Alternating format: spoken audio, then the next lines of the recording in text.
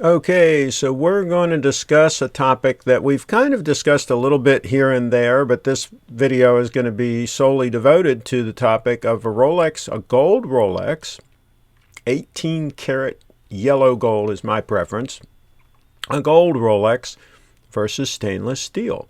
And here we're looking at my 18238 day date that I bought new back in the year 2000 and wore on a daily basis for 18 plus years, and it's just a fantastic watch on wrist, very comfortable, very usable in all circumstances, very good day-to-day watch. And people say, well, they don't hold up well, they're soft and all this. No, they work fine. You can wear them every day, they're no problem. Who's that golfer, Jack Nicklaus, who wore one? He's still wearing his. I think he's going to auction it for charity, but I think he's been wearing it for like 50 or 60 years or some ridiculous amount of time. And it's fine. So yeah, you can wear these all the time. So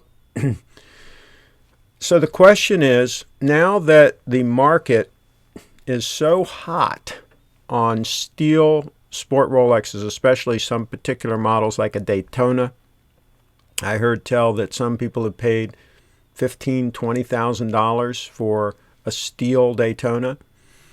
So with this kind of money bouncing around and people buying steel Rolexes for big dollars, maybe it's time to look at some options out there to buy 18 karat gold, gorgeous stunners. You know, the thing about an 18 karat gold watch on your wrist, trust me when I tell you, people notice that. People are like, wow, that's pretty cool. Even if they're not watch people, they know 18 karat gold when they see it.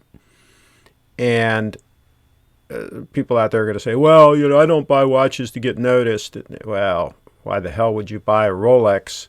Yes, you could say you don't want to get noticed, but you care about what you wear, you care about what's on your wrist, and if somebody does notice it, you're flattered. Let's face it. That's just the way it is. So can you buy a really nice serviceable gold Rolex for steel Rolex money?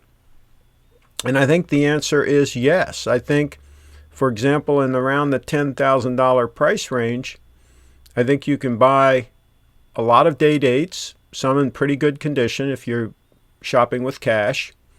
I think you can buy some gold Submariners. I think you can probably buy a gold GMT for a real nice one for what, $12,000, $13,000, $14,000. Now rolling in some steel watches.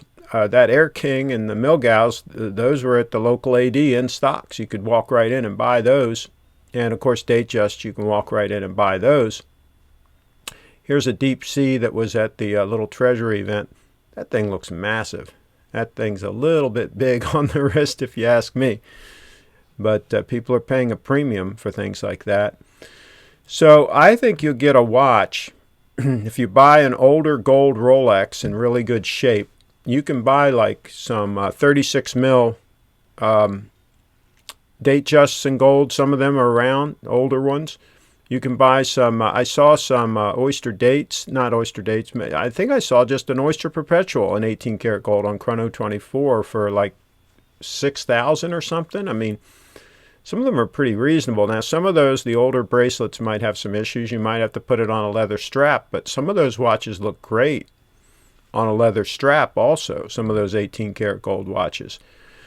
So that's the question we're bumping around here is it smart to pay a premium for these steel watches? And some people that are doing it on the auspices of it's going to keep going up in value. And I think that's a fool's errand. I don't think these super high prices for these steel sport watches are going to continue. I think it's absolutely a bubble.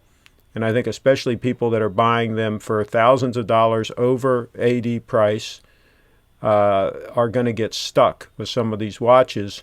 And they're going to have a steel Rolex that they've got gold Rolex money in.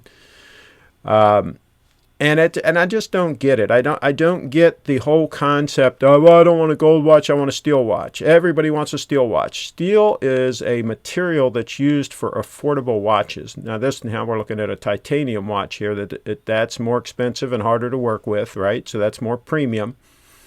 But steel, a stainless steel, is a budget material. And I don't care what kind of fancy names Rolex wants to give it. It's a material that we use for watches that are more affordable. And back in the day, when you wanted to buy a watch, especially like a Rolex, you wanted something more affordable, you bought the steel Rolex. If you could spend a little bit more money, some people bought the steel and gold. I preferred getting the all gold. I didn't like the steel and gold. I just thought it was kind of like a compromise. But, you stepped up and you got gold. And that was just the way it worked.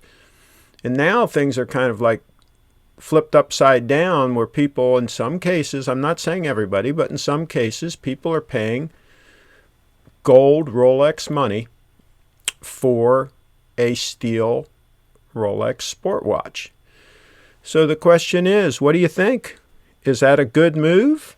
Or should you buy a gold stunner and put it on your wrist and just wear it and enjoy it and not worry about all the naysayers saying that you can't wear a gold watch all the freaking time? So let me know what you think about that, and hit subscribe, hit that bell, and all that kind of good stuff. Thanks for watching and listening.